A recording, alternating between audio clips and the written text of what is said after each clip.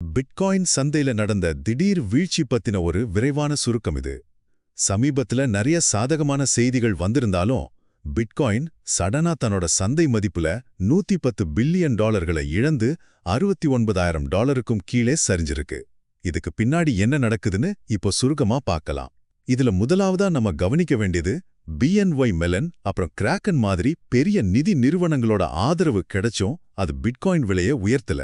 மாறா தீவிரமாயிட்டு வர்ற ஈரான் மோதல் அப்புறம் ரொம்பவே வலுவடைஞ்ச அமெரிக்க டாலர் இந்த மாதிரியான உலகளாவிய பொருளாதார காரணிகள் தான் இந்த சரிவை தூண்டிருக்கு.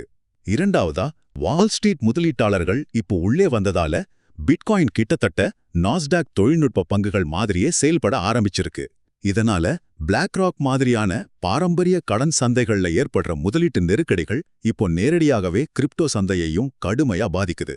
மூன்றாவதா பிட்காயின் விலை $74,000 தொட்டவுடனே குறுகிய கால முதலீட்டாளர்கள் லாபத்துக்காக அவசரமா அதை வித்ததுதான் இப்போதைய இந்த சரிவுக்கு முக்கிய காரணம். ஆனா கடந்த வாரம் மட்டும் பிட்காயின் ETF மூலியமா $787 மில்லியன் அளவுக்கு புதிய முதலீடு உள்ளே வந்திருக்கு. இது நீண்டகால முதலீட்டாளர்களோட அசையாத நம்பிக்கைய ரொம்ப தெளிவா காட்டுது.